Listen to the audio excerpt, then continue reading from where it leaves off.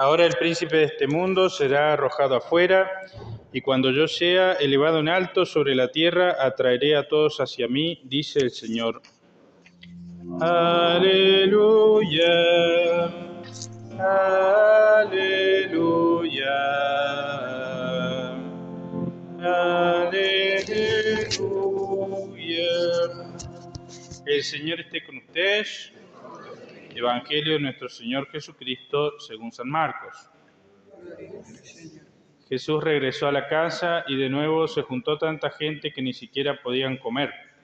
Cuando sus parientes se enteraron, salieron para llevárselo porque decían, es un exaltado. Los escribas que habían venido de Jerusalén decían, está poseído por Belzebul y expulsa a los demonios por el poder del príncipe de los demonios. Jesús los llamó y por medio de comparaciones les explicó cómo Satanás va a expulsar a Satanás. Un reino donde hay luchas internas no puede subsistir y una familia dividida tampoco puede subsistir. Por lo tanto, si Satanás se dividió, levantándose contra sí mismo, ya no puede subsistir, sino que ha llegado a su fin. Pero nadie puede entrar en la casa de un hombre fuerte y saquear sus bienes si primero no lo ata, solo así podrá saquear la casa. Les aseguro que todo será perdonado a los hombres, todos los pecados y cualquier blasfemia que profieran, pero el que blasfeme contra el Espíritu Santo no tendrá perdón jamás. Es culpable de pecado para siempre. Jesús dijo esto porque ellos decían, está poseído por un espíritu impuro. Entonces llegaron su madre y sus parientes y quedándose afuera lo mandaron a llamar. La multitud estaba sentada alrededor de Jesús y le dijeron, tu madre y tus parientes te buscan allí afuera. Él les respondió, ¿quién es mi madre? ¿Quiénes son mis hermanos? Y dirigiendo su mirada sobre los que estaban sentados alrededor de él, dijo, estos son mi madre y mis hermanos, porque el que hace la voluntad de Dios es mi hermano, mi hermana y mi madre. Palabra del Señor. Ave María Purísima.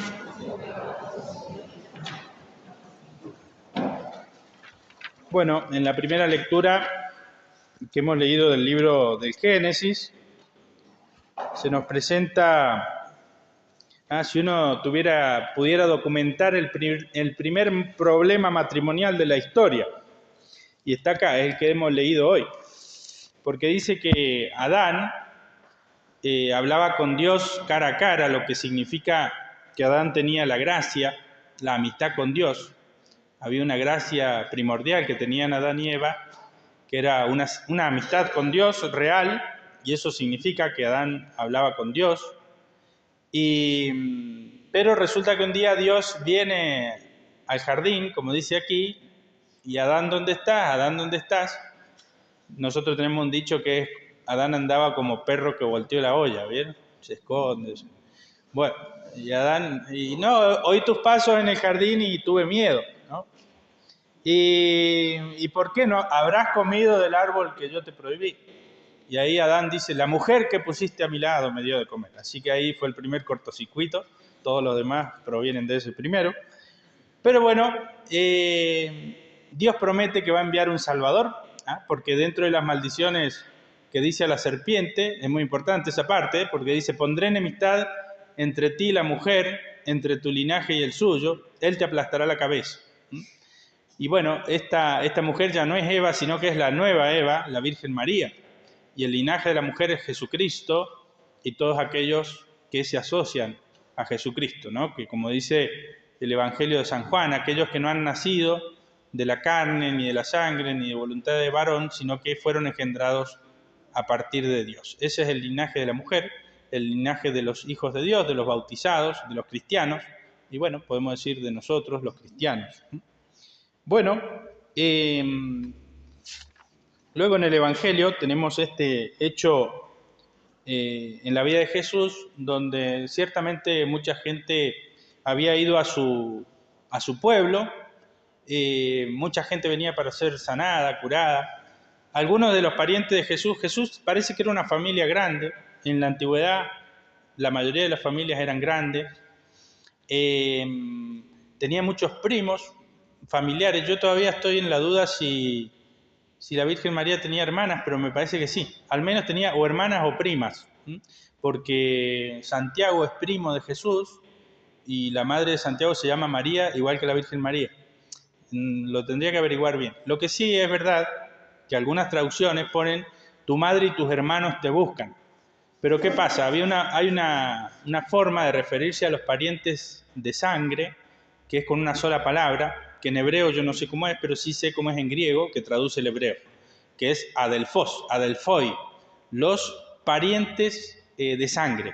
Por ejemplo, en el Antiguo Testamento se habla de Lot, el hermano de Abraham, pero en otra parte se dice que Lot era hijo de un hermano de Abraham, entonces era sobrino, pero se dice hermano como familiar de sangre, ¿bien? La historia de Sodoma y Gomorra, ¿no? Y también en el Evangelio se habla de Santiago, el hermano del Señor, pero después se habla de la mamá de Santiago, María, es decir, María, la mamá de Santiago, o era hermana de la Virgen María, o era prima de la Virgen María. Eso lo tengo que averiguar. No sé si la Virgen María era hija única. No, ahora me he dado cuenta que no lo sé. ¿Alguno de ustedes lo sabe? Bueno, lo tenemos que averiguar.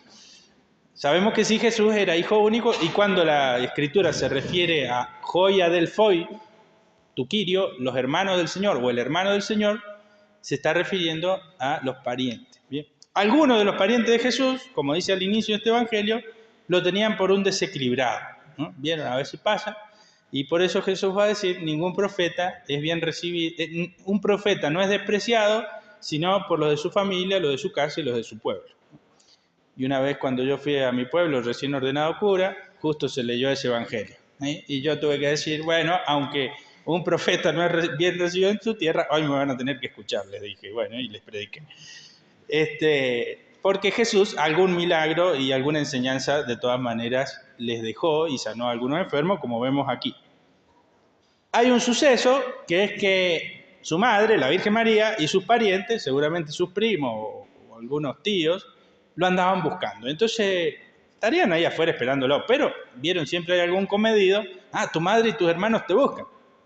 Pero ahí Jesús, como es un genio, siempre dice algo especial, los mira a todos y él va a decir, ¿quién es mi madre y quiénes son mis parientes? ¿Quiénes son mis hermanos? Los que escuchan la palabra de Dios y la practican. Es decir, todos los que estaban ahí enfrente de él. Y esto es muy lindo porque somos nosotros también. Nosotros también debemos ser madre de Cristo, hermanos de Cristo, familiares de Cristo. Padre, pero si madre de Cristo hay una sola, que es la Virgen María, sí. Sin embargo, también nosotros, por ejemplo, una catequista que engendra en un niño la fe de Cristo, es madre de Cristo en ese niño. Un sacerdote que predica y engendra en el corazón de las personas a Cristo, es madre de Cristo o padre de Cristo, si se quiere, y ciertamente está hablando el Espíritu Santo en la iglesia.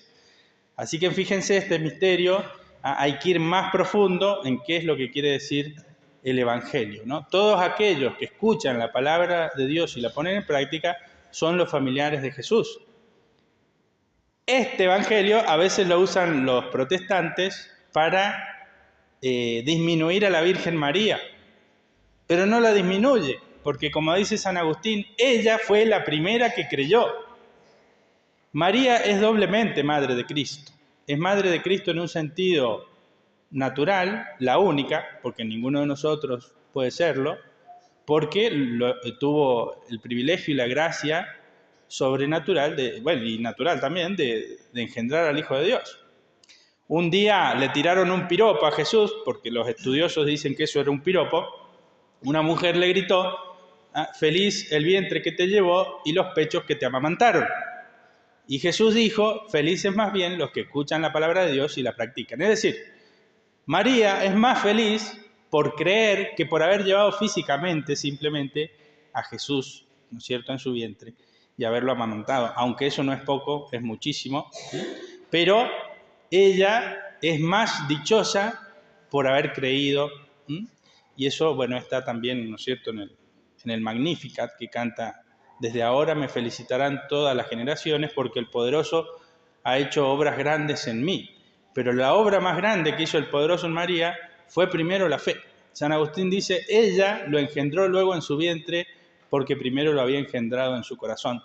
Y ninguno de nosotros puede engendrar a Cristo en su vientre, pero ni siquiera una mujer, que sería lo más natural, pero sí todos debemos, podemos, por la gracia, por obra del Espíritu Santo, engendrarlo en nuestro corazón.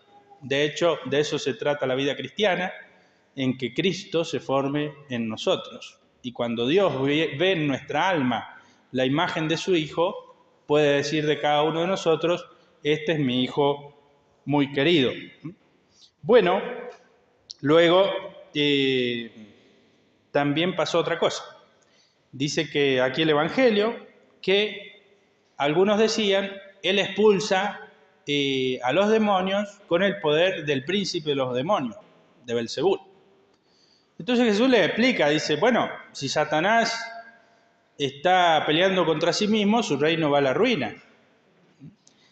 Ahora dice, tengan cuidado porque todos los pecados van a ser perdonados a los hombres, menos el pecado contra el Espíritu Santo.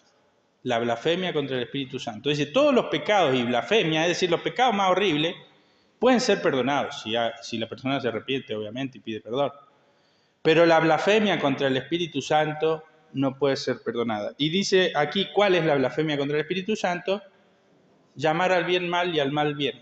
Porque ellos decían, dice aquí, que Él expulsaba los demonios por el príncipe de los demonios. Hay un evangelio paralelo a este que agrega una cosa, que dice, pero si yo expulso los demonios por el poder de Dios, es que ha llegado a ustedes el reino de Dios.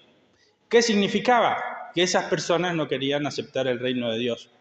Y ese es el pecado contra el Espíritu Santo. Ver claramente el bien, ver claramente la verdad y rechazarla. Fue el pecado de los fariseos, fue el pecado de los demonios que se rebelaron contra Dios, es decir, estos ángeles que luego rechazan a Dios, no serviré, bajo el grito de no serviré.